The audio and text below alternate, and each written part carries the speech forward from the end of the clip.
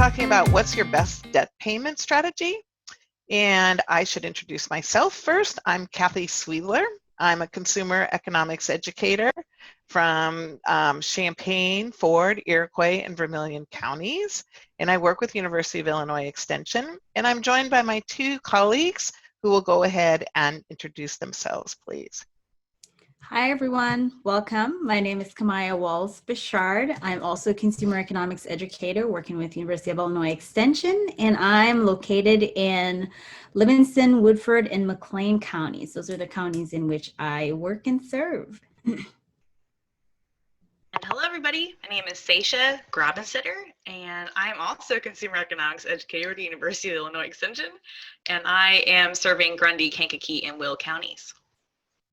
Thank you. And we're also joined by Emily Harmon, who works with us, and you'll see her putting lots of good resources in the chat bar as we go along.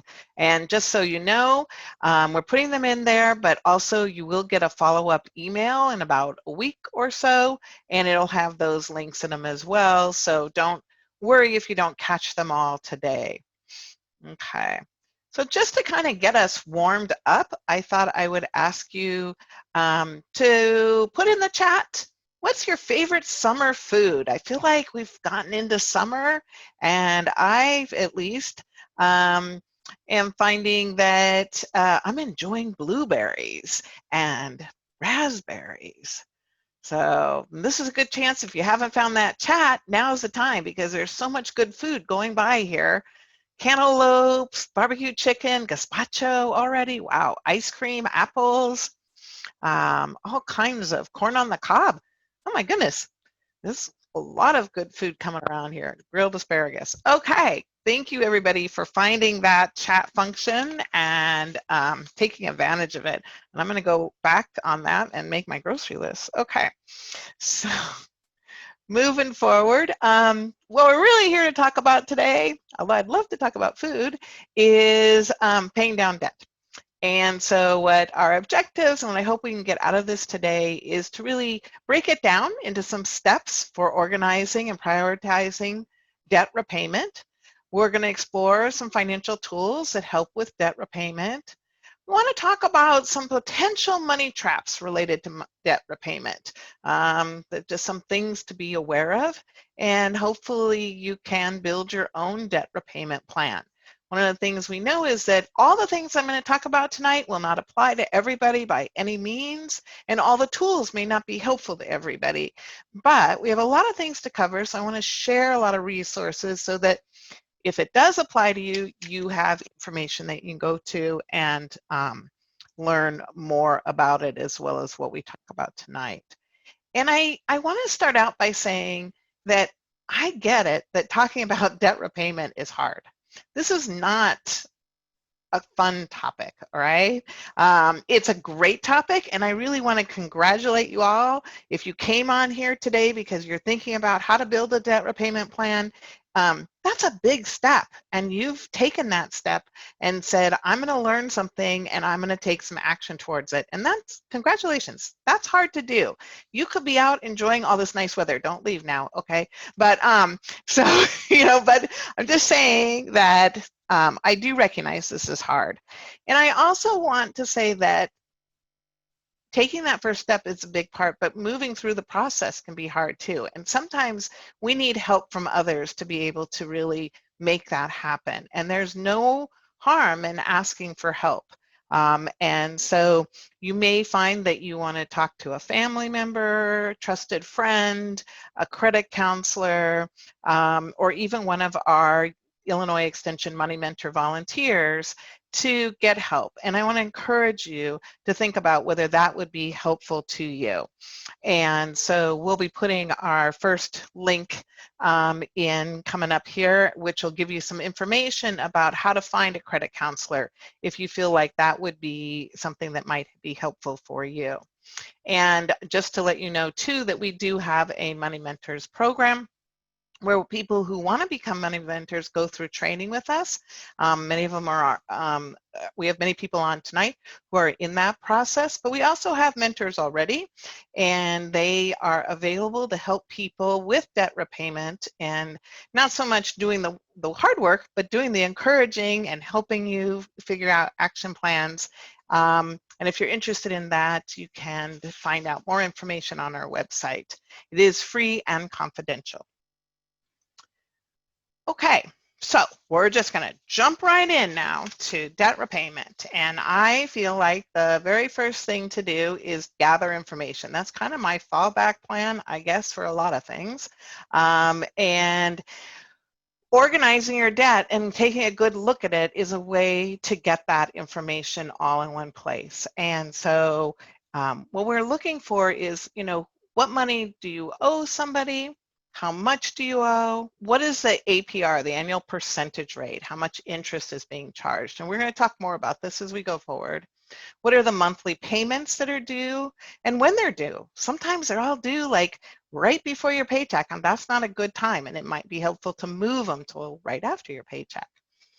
We're going to talk about what it means when something is a secured loan, but essentially what that is the idea that you have some property, like a home or a car, or it could be cash that secures the loan. And so if you can't make your loan payments, the lender could take that property. So that's kind of an important thing, and we'll elaborate on that as we go along. So this is an example of a way to kind of get all that information in one place, and Emily's put in a link to a free worksheet that you can download that looks just like this, really, and start filling in that information for yourself. All right, so once you have that information, then you're going to have to start making some decisions about which loan to pay first, or how to really kind of focus in on it. And so we want to take a look at some of the variables that go into this decision making. And the first thing I wanted to talk about was annual percentage rate. And so in this example, we have the Smart credit card with a balance of $1,200 and an APR of 22%.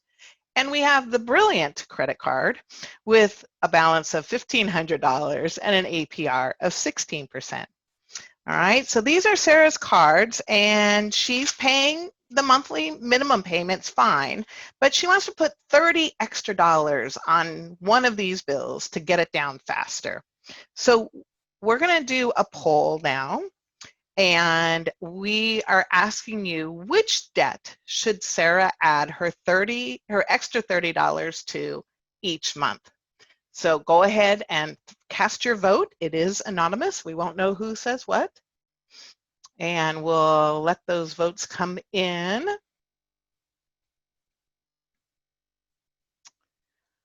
We're coming in there.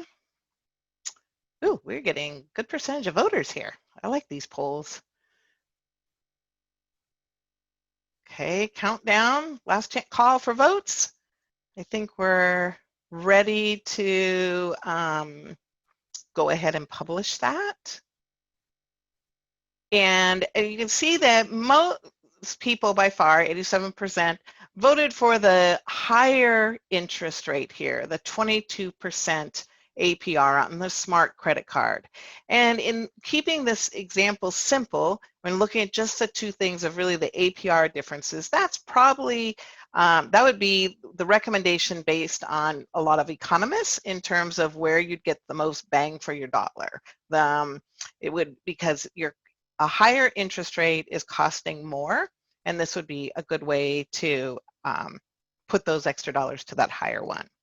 But let's change this question a little bit. Let's put that down. And take another example.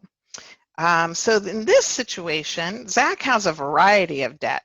He too has $30 extra though to put towards his debt, and after all the minimum monthly debts are paid, and he's trying to decide where should it go. So essentially what he's looking at is he's got some high interest rates, but he's also got some that are just small amounts that he owes. So he's wondering, should he pay the debt with the highest APR first, or pay off the smaller loan amounts first, the lower balances owed? So let's launch that poll and see what you all think. Should he tackle the ones with the highest APR first or pay off the smaller loan amount first?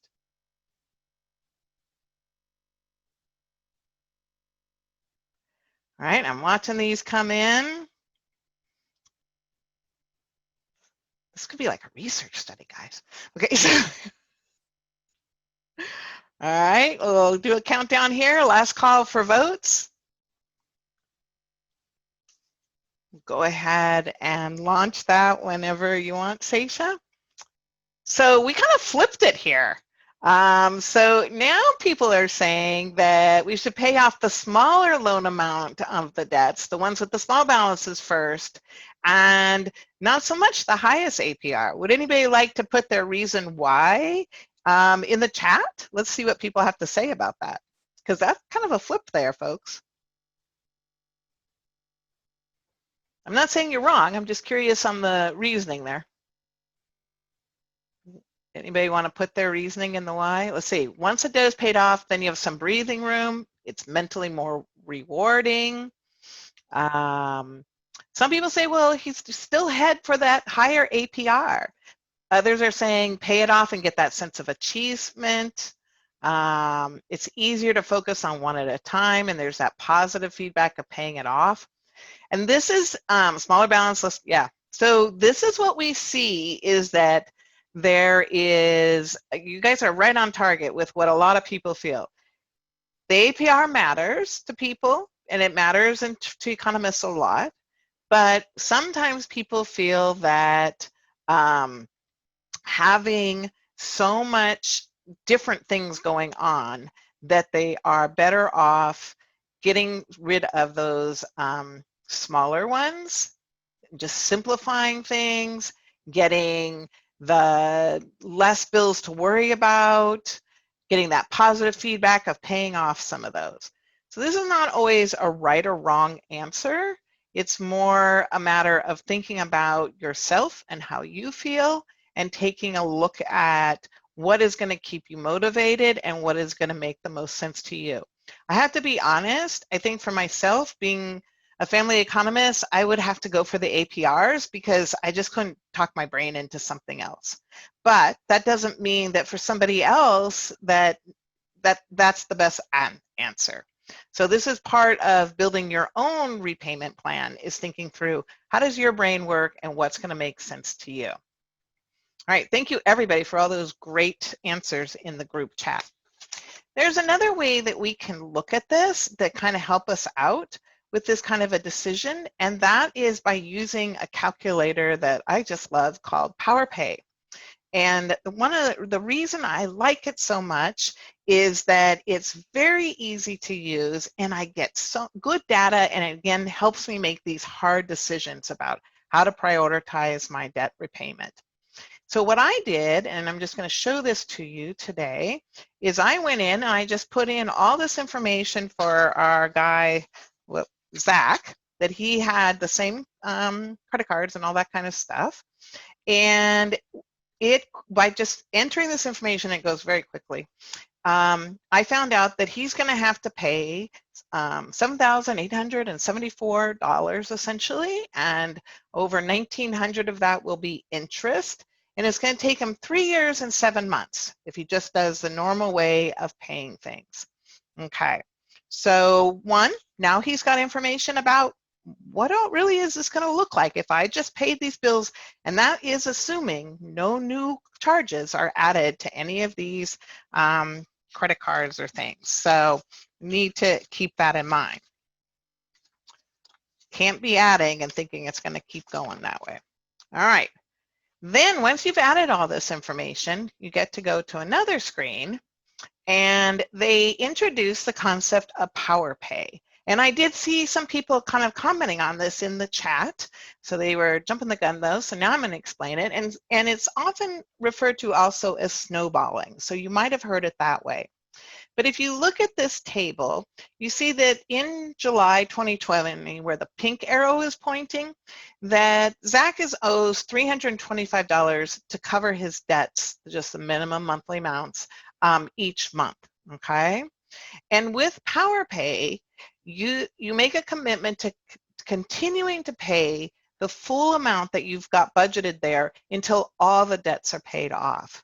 So for example, in November of 2020, where the blue arrow is pointing, you'll see that the amazing credit card debt is paid off. And the $25 that was going there, it gets shifted over and it ends up over in the paying off the electronic store in this example. So the loan from the electronic store. So instead of just paying $125, now that bill is going to get an extra $25 a month. It goes up to $150 payment. And this just continues until they are all paid off.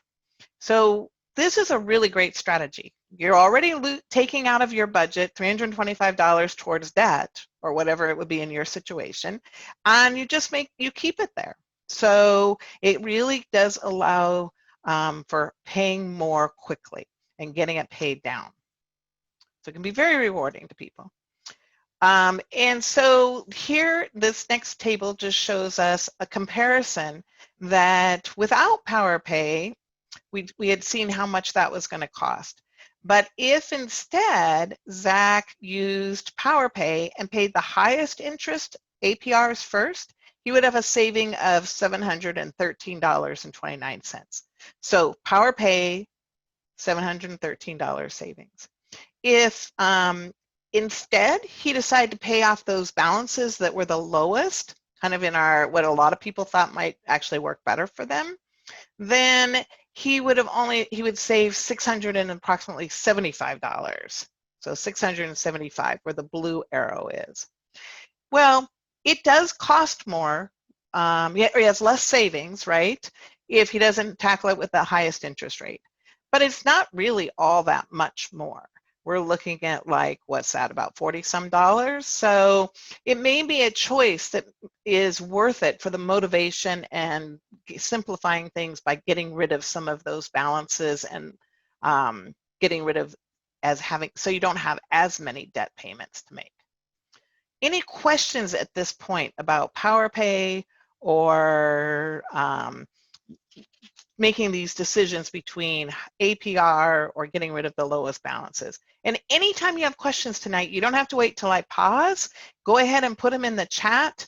Seisha and Kamaya are ready and willing to be answering questions while I'm talking. So that's why we're all here, so we can do that. And yes, good suggestion, Seisha. People can private message them too if you want to ask a question you don't want everybody to see. All right, so we've got our debt organized and looking at things, going towards making decisions about your repayment plan. And now let's talk a little bit more about prioritizing the debt. Sometimes we're in a situation where even though we want to pay all of our debt, we just can't pay it all off or all our bills at the same time. It just, and it could be right now is a prime example where we just have so many people out of work that it just isn't, feasible to be making all the bills. It's not possible. So how do we make these choices in these tough situations when we just can't do it all? And that's what we're going to talk about next. Now, while I'm talking about prioritizing debt, I'm not trying to say that you don't have a responsibility or legal responsibility to pay debt, but I'm just saying sometimes we have to make choices this month. What am I doing? And so what we want to encourage people is to think about which debts keep you safe. Those are the ones you need to really make sure are paid first. And typically, those are ones that are around housing, so that you have shelter and that you can keep your family in shelter. So the things like mortgages and rent, and especially rent, because that can lead to eviction relatively quickly, and utility bills, so that you have heat, if you need heat. Right now, not so much in Illinois, and things like that. Okay, You also need to look at your debt and see, do any of them have legal ramifications? And that could be, for example, if you had a court judgment about debt, where if it wasn't paid on time, then there could lead to wage garnishment or seizing of property, taking the property like your house. Those are really critical. Child support payments would also come under these legal ramifications. They don't go away and could lead to prison for non-payment. So thinking about it from that perspective. And then we come also to the question of whether it's secured or not secured. And I mentioned that earlier, but secured means, that there's property attached to it. And this information about prioritizing is from the National Consumer Law Center, and I think we've got that link in the chat already. Once you take care of those, there's some other debts that quickly become high priority. And again, because these are things that again, are important, very important, like shelter with home mortgages, real estate taxes, and things that like the federal government has the ability to get from people quickly, and that is federal student loan payments and taxes owed to the IRS. So these are things that even if you can't pay them right now, you definitely want to be in contact with those lenders and be renegotiating. And so we'll talk a little bit about that as we go forward here too. Then we really do come down to things that while you will need to pay them at some time, none of these debts go away. They are lower priority, and that includes credit card debt. Which is sometimes surprising to people, because a lot of times when we do talk to people, they'll be like, well, I'm staying on top of my credit card debt, but I'm just not paying my rent. That's not necessarily the best direction to go. It's not secure debt. It'll hang out there for you. You'll get to it later. So these are the ones that really are lower priority when you have to make those hard choices. Okay, and I'm not, let's see. Okay, good. Other people are watching the chat, so we're good there. I do want to mention that because of the current coronavirus situation, there is some federal legislation called the CARES Act, and it has changed some things in terms of what you can do with things like mortgages if you're having trouble paying them. And so, for example, if you have a federally or government-sponsored backed mortgage like a VA or a USDA or FHA or other types of mortgages, you can request forbearance for 180 days. That means that you don't need to make the payments, or there'll be a reduced amount that you need to pay for 180 days. And then you can even ask for an extension for another 180 days. So I'm not going to go into great detail about this, but I do have information there, a link you can follow if this pertains to you and something that you want to learn more about. There are also some renters protections. They vary quite a bit from location to location, because some states have different laws than from one state to the next. And also there is some, in many communities right now, local rental assistance, but again, it's tends to be locally based. So we again encourage you that if you're having trouble making your rent payments, to explore this to see whether you would qualify either under the CARES Act or whether there is more local assistance that you can tap into. Sometimes with debt repayment, we do have to explore these different options in order to be able to get our plan to work, especially considering if you're unemployed or underemployed at the moment. Okay, so we've just covered quite a bit of information, and I'm going to go ahead and turn this over now to Kamaya and shift gears a little bit and give ourselves a little change of pace. Yeah, thanks, Kathy. Happy to jump in here. Again, keep your questions and comments going in the chat. So we're going to talk about another little fun part. This, for me, is a fun part of debt repayment. How do you talk to your partner? So an important part of coming up with a plan is making sure that you're involving like those significant people in your household in that discussion, and how you go about like having those type of conversations. Because as we know, of course, these are hard topics to have, and sometimes it's hard to know how to start a conversation. Some of us might be pros, but for some of us, it's a struggle when it comes to money and having like those conversations, because we all have different backgrounds, grew up in different households, and all those things affect how we think about money and how we talk about debt. So we're going to talk today a little bit about I statements. And I was introduced to I statement back in college. So I took an interpersonal communication class, and we were able to practice how we use I statement. And some of you might be familiar with this, but an important part of this is coming up with like a format. So this gives us like a format in how we can open up certain conversations, because like I said, might be hard to get started.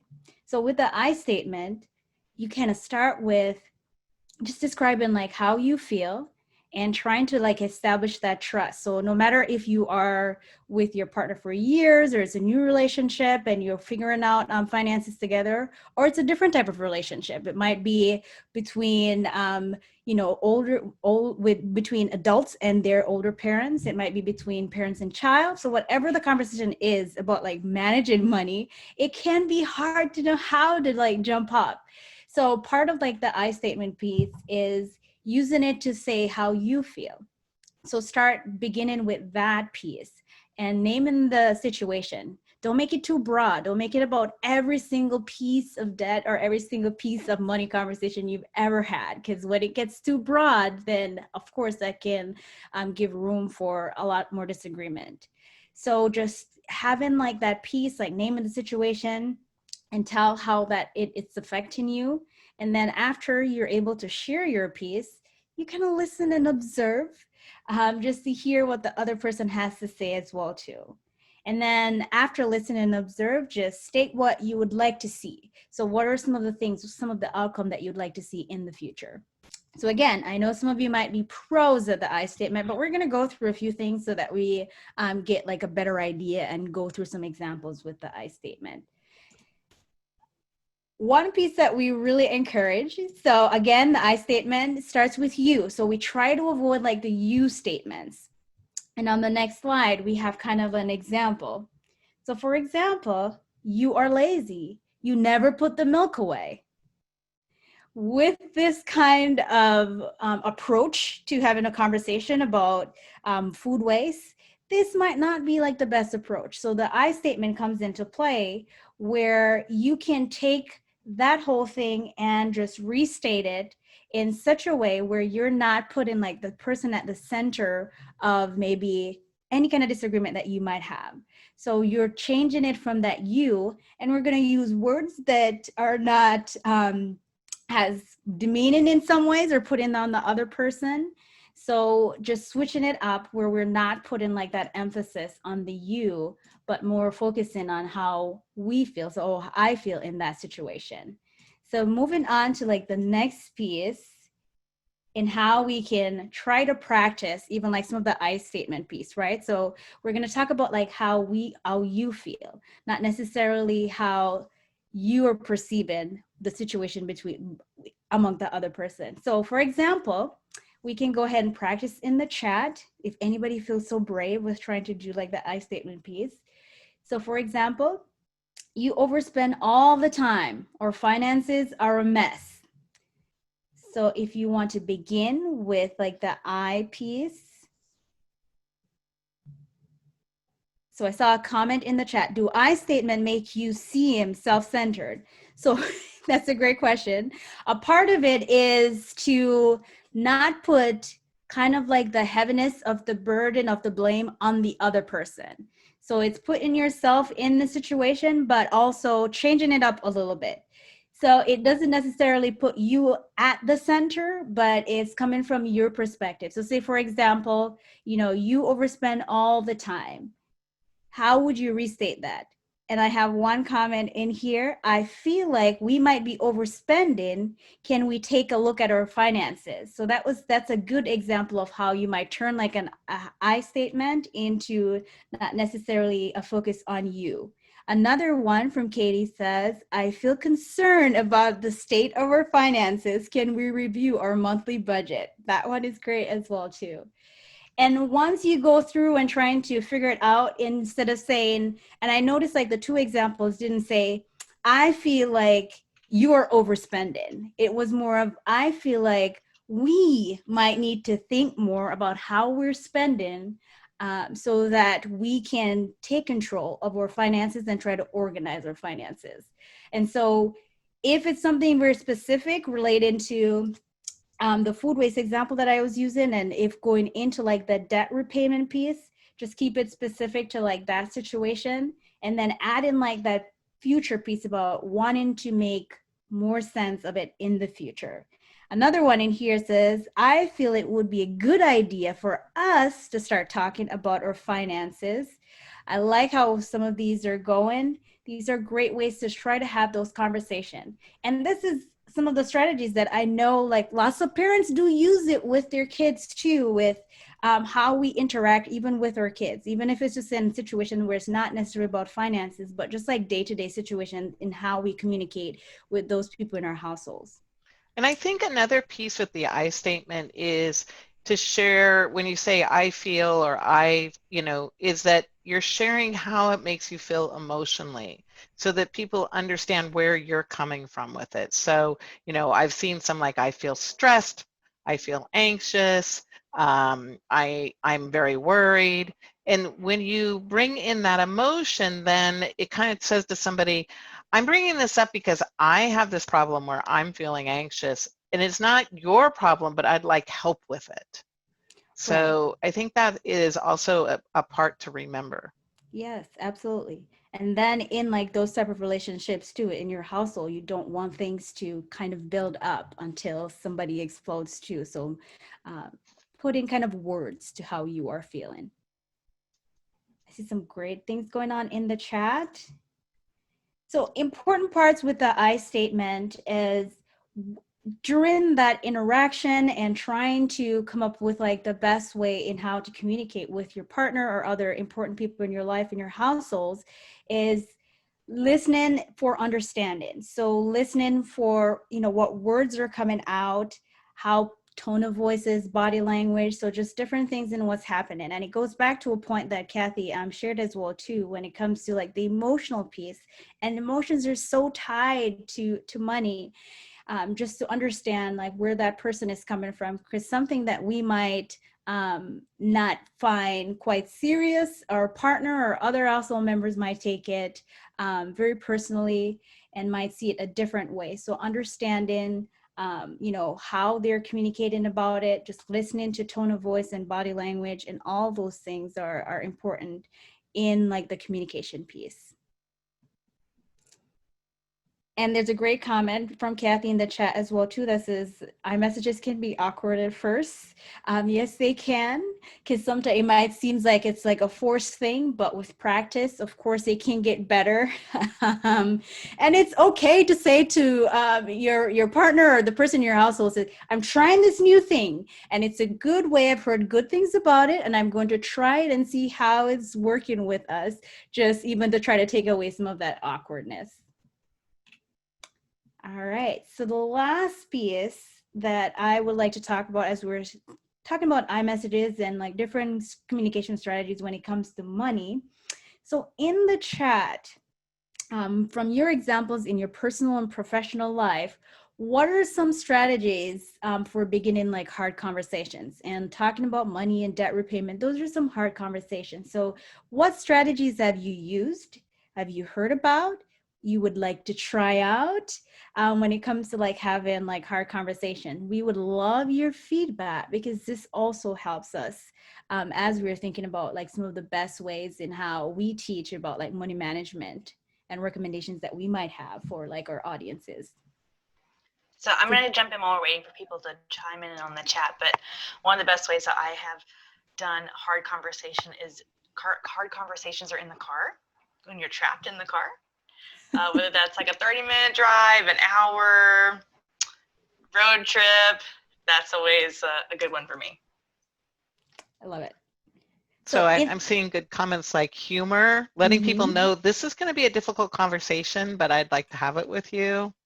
Start off theoretically as somebody else's problem. I haven't tried that one. I know that, like a car, sometimes for me, walking and talking can be a good one. You know, let's take a walk. So I like this one that says, don't start it as a problem you must solve, but start it theoretically. Oh yeah, that's the one that Kathy just said. yeah. Yes, I love that one. Holding your partner's hand because you feel connection. Calling it out, just saying, I want to bring this up. You know, and I think it depends on your partner's personality some. So for me, a lot of times I need to say, can we find some quiet time that is a good time for both of us to have a conversation and kind of mark it out so that it's not dropped in somebody's lap at the end of the day when they're exhausted. So these are good ones. I start with, what do you think? So asking a question. Nice. Yeah. You might have a solution, but let your partner say what they want. See if you're thinking in the same direction instead of kind of saying, here's what we're going to do. Really nice. Maybe I'm putting words in your mouth, Don. I hope not, but I like that one. All right, fantastic ideas. So we all know that these aren't easy conversations to have, and talking about money is often hard. So finding little things that you can start conversations about it, trying some of these strategies might help too. So more good ideas coming in. Schedule a time next week, giving time to prepare for both parties. A bit of preparation might be helpful. Saying, I need your help. There's a great iMessage there. I love that one. So, all right, I'm going to let those keep going, and we're going to keep moving. Thank you, Kamaya, for leading that conversation. Okay, so I wanted to go, usually when we talk about debt management, I get questions about some of these other options. And so I thought I would go over these other options that people consider when they're looking at debt repayments, and we're going to talk about some of the kind of the advantages to some, but also some of the things we might need to look out for that might be some pitfalls, and we don't want you to fall into those. So, and again, what's an advantage for one person could be a disadvantage for somebody else. So I'm not saying that any of these are good or bad. I just want to talk about them, and then you have to do some more research and decide what works for you as well. And we're going to start with the concept of minimum payments, because this is one we all deal with. And so when we're looking at things like credit card debt, there is usually a minimum payment we must pay each month, and it's not the full balance amount typically. And depending on exactly how the credit card interest and payments are set up, you could pay the minimum payment for a really long time, and with the interest accumulating, it would take you a really long time to pay it off. And so it can be called a minimum payment trap. And so in this example, we're looking at a balance of $3,000 with a minimum payment of $90. And this example's been a while back, but it still works. And if you look, and you can see at the bottom that it says that if you only made the minimum payment on this credit card and didn't add any more charges, it would take 11 years to pay off this $3,000, and it would cost $4,745 overall. But instead, if this person could find just a little bit more money every month and pay $103, so just $13 more a month, they could pay it off in 3 years and save themselves over $1,000 in interest. So we want to be careful that when we look at a bill and we see the minimum payment, we don't just say that's our anchor point and that's what we need to pay. Instead, you may want to think about, how much can I afford to pay? How much fits into my budget? And go from there, so that you can set your own minimum payment, maybe a little bit more than what the credit card company is asking for. Okay, and go there. Okay, the next one I want to talk about is, sorry, moving things around here, debt settlement companies. So I often have people ask me and say, I've heard about a company that's been advertising a lot, and they say that they can fix my credit card debt or my debts, and I won't have to pay it, and it all will be beautiful. And really, keep in mind that if something sounds too good to be true, you really need to slow down and pay attention to what is happening and what all the costs will be. Many debt settlement companies work by asking the person with the debt to stop payment on the debt. And their argument is that then they can negotiate with the lender and try to get it so that some of that debt is forgiven or not paid. When you stop payment on the debt, even if the debt settlement company tells you that's what to do, you're going to likely result in more fees, penalties, and interest charges. This will affect your credit report too, because you're not making payments. And many lenders don't want to deal with debt settlement companies, so they may not be able to negotiate anything. So this is an area where we see a lot of warnings from federal government and other groups that are concerned about protecting consumers to be very careful if you decide to work with a debt settlement company. Understand your legal rights, make sure you completely understand what it's going to cost you and the ramifications, and keep in mind that a debt settlement company cannot ask you to pay upfront fees to them before anything happens. So these are important things to consider, and thank you, Emily, for putting some more information so that you can read more about this if you're interested by following the link that Emily just put in the chat. All right. Consolidating loans is a different thing. Consolidating loans typically means that you've taken out a loan, a new loan, more debt, and you use that loan to pay off your other debt loans. The motivation for this is that the new loan would be hopefully at a lower interest rate. Now this, so it sounds good and it can work for people. But keep in mind that if it lowers your payments, it's likely that it's going to take you longer to pay it off, and you may, even if it's a slightly lower interest rate, pay more over time. You really need to do some calculations to be sure that it is going to save you money or make enough of a difference that it is worth it to you at this point in time. One of the concerns is sometimes I talk to people who have taken out a loan to consolidate, and they use that loan to pay off their other debts. So then they have this one loan to pay, but they haven't closed the credit cards and they still have the ability to charge, and those build up again. So while it seemed like they were going to have less debt, it ends up being actually more debt because more gets charged. So you have to be careful about that and understand what is, to take a step back and look at what has caused these debts to grow, and has that situation changed? Because otherwise it may just in a way be giving yourself permission to charge more. So it can save on, it can lower a monthly payment. You might be able to get a loan at a lower interest rate, and those could be good things, but you have to weigh it with some of the possible risks as well. When it comes to using loans to pay off other debt, sometimes people look at the home equity in their home and think about getting a loan on that. So essentially, a home equity is based on the equity you've put into your home mortgage, how much you've already paid off on the principal, and your loan will never be more than the difference between your home's current market value and the mortgage balance due. In fact, it'll be a percentage of that. You won't get 100% of that, or very unlikely. So the advantage and the reason people consider these is that typically home equity loans have lower interest rates than other loans like credit cards and things like that.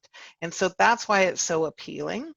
But it also has the same risk we talked about in consolidating. In a sense, this is like consolidating, that you could charge up more.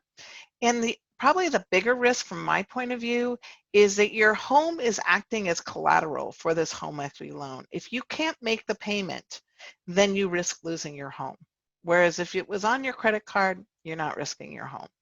So I think this is a really important consideration that we want to be very careful before we back our house to pay off debt like credit card debt. It is really probably not advisable. But again, what I think is inadvisable, there may be situations where somebody feels very confident in their ability to manage this. Maybe the situation has changed a lot. It was a one-time situation that caused the debt to grow. I'm not trying to judge it. I'm just trying to explain where I see some of the possible ways that people could get in trouble by using one of these options. And I'm not sure if we're getting any conversation about this in the chat. Yeah, so we do have somebody saying it's a terrible idea to convert unsecured debt to secure debt, which is what a home equity loan does. That's essentially what, in my opinion, I would be very, very careful about that. I will never say never, because there's always a reason why something works for can be a thing. But I for the amount I hear people talk about doing this, I think it's worth being careful about, and I wanted to bring it up tonight. I wanted to also bring up the idea of bankruptcy. Bankruptcy laws are in place to help people get a fresh start when they need to. We know from research and evidence that most bankruptcies are due to medical debt, and that is what kind of pushes people that direction. So there may be real reasons why somebody can't go back to work, why they have the debt is so high they can't possibly pay it off. And it is a way to protect assets. But I am not a lawyer, and so if you are considering bankruptcy as an option, you really need to talk to an attorney. And so we're giving you some resources in the chat so that you can find out more information about how to find an attorney where you live, and some information from the U.S. Department of Justice about bankruptcy. And I think those will be good places for you to start as you explore this option if it's one that you think would be useful to you. Okay. All right. Excellent. Moving on, I'm going to turn this over to Seisha and let her talk a little bit about debt collection. Thank you, Kathy. I just want to say that we could probably talk about debt collection for a whole hour, as I used to be a debt collector. So done this presentation many times, but I'm going to fly right through it so we can get through the end of the night. But just some quick tips on dealing with debt collectors.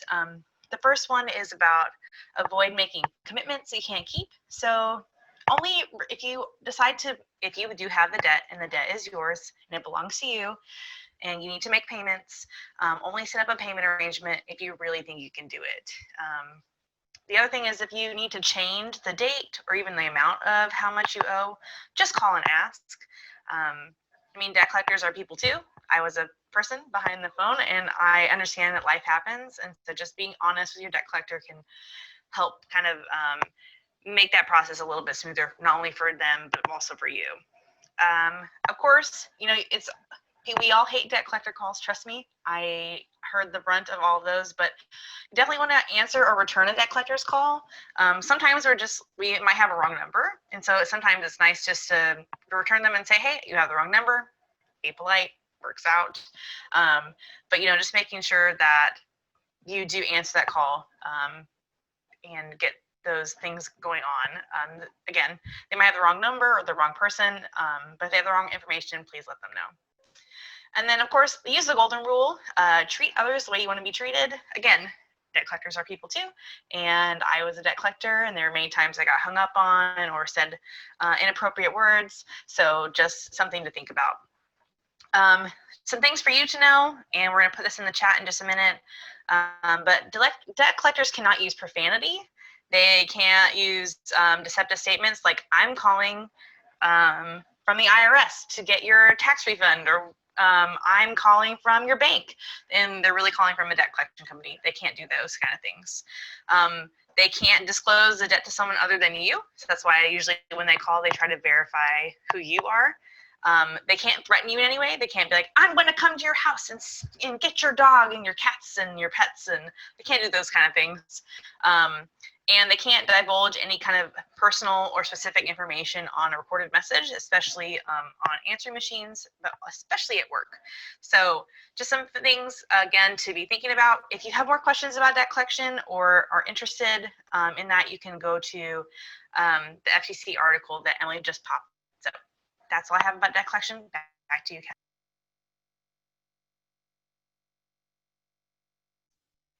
Thank you, Sasha. That was fast, but great. So, like I said, unfortunately, there's so much to talk about tonight. We're just touching on some things, and knowing that everything won't apply to everybody, we're trying to point you to resources so that you can continue your research on this. All right. Looking at the time, I think I'm going to keep moving. I'm going to skip this example here so that we can finish up in a timely manner. So I do want to just kind of point out that one of the steps about debt repayment at times is you may have to go to the lender and do some negotiation. And there's different things that you can do, including asking for a lower interest rate, asking to change when your bill is due so that it's maybe after your paychecks, setting up a payment plan. I want to remind everybody to put all those kinds of agreements in writing, and so that if you have it by phone, that you send them an email or send them a letter that says this is what we agreed on, so that everybody is hearing the same thing. But talking to a lender when you're having trouble making payments is really important, and the sooner you do it, the better. So that you can talk to them before you're delinquent or before you're you're not delinquent for too many months. Many programs that are out there to help people are kind of limited. If haven't paid your mortgage for 6 months, you may miss on some of the programs that are available. So do talk to them as soon as possible. And before you call and talk to them, or before you contact them by email or however, make sure you sit down and take a look at your budget and see what is really feasible for you, and be objective about it. This may be a good time to actually ask somebody else for help for figuring that out, because when you go to them, you want to know what can you honestly do. You don't want to promise to do more than you can do, because then you'll have to go back in a few months and say that that didn't work out, and it may be harder to renegotiate. So take the time to figure out what you can do, and then go ahead and contact them.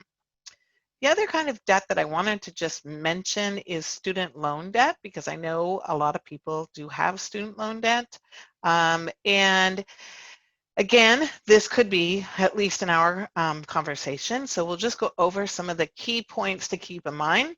One, compare your options. If you're just graduated and you're looking at repaying student loan debt, don't assume the default option is best for you. And you may need to revisit it as your financial situation changes, whether you make more money or you make less money. Might be a better plan for you. When you're looking at things, be very careful and wary about combining federal and private loans into a consolidated loan. When you do that, you lose some of the very important protections that a federal student loan gives you as a consumer, and that's probably, you want to be very careful before you decide to do that. And chances are combining them is not going to help you all that much with the interest rates. It could in some situations, but be very sure that it's worth it to you. Just because it looks like a good idea today, if you were unemployed in a year, it might not seem like it. Remember, communicate, document all communication, student loans included. This isn't a debt that will go away with bankruptcy, especially the federal government loans, so keep that in mind too as you're making choices. A website that I really like that can help you explore the different options that might be out there for different repayment plans is through the Consumer Financial Protection Bureau. We've got that link in the chat already. And I do want to also point out that right now, as part of this CARES COVID Act, there is a special piece in there for student loan borrowers. And if you have a federal loan, student loan, it should have been automatically suspending your monthly payments, and you should have no interest accruing from now through September 30th, 2020. So that could really help people who are finding it difficult to make payments at this moment. But while it should have been automatic, I would suggest that you double check that that's happening and that everything is looking right in your system, because sometimes what we think is happening with student loans isn't what happens. And like we said, we actually do have an hour presentation on this topic on student loan repayment. And so if this is something that you're trying to figure out your best options, we just did this webinar in April, so it's very up to date and you can listen to it. It's posted on YouTube. So in summary, building your debt repayment plan. The first step is really to get organized and take a look at all the debt that you have and what you want to do. Then you need to think about your options and what's the best fit for you. We've talked about so many different things here and different ways of looking at it, but you know yourself and you need to think about that. It's great that you've come on to this webinar and you're starting to research your options and learn about this. We've given you quite a bit of information that you can follow up on, and there's more out there too. And you can always write one of us, Seisha or Kamaya or myself. We're happy to answer your questions following this webinar. If something in a week comes to you after you read something, we're here to help. That's what we like to do. Remember to be wary of some of the debt options, especially if it sounds too good to be true, and ask questions and read all the contracts very carefully. And then make yourself a plan and then start working towards it. If it doesn't work out for you, you may need to revise it, but getting that plan in place and writing can be a big deal. So we're going to do one last poll here before we start wrapping up. Some of you who've been coming on for several of our webinars know that we've been doing breakout rooms most weeks, and this week I chose not to. And I was wondering, did you miss not having a breakout room or not so much? So I just thought I'd do a quick poll here. We're getting the votes in and see how it looks like. Not at all. So we'll be throwing them back in every once in a while when we feel like there's something good to talk about, but today I felt like there's just a lot of concrete information to go over, so I didn't put it in there. And somebody, thanks Joan, she says the chat box works well, and that's, that I think that often does too. Different people like different things though, so I did want to check it out. And last call for votes. Looks like we've got about 74%. We can end the polling. Who didn't miss it today at all. So, oops, there we go, sharing that. Okay, what else did I have here I wanted to cover?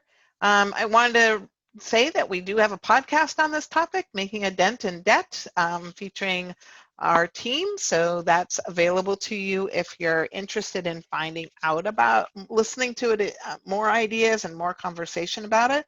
Sometimes when we're approaching something new, it can be helpful to hear it from a different perspective.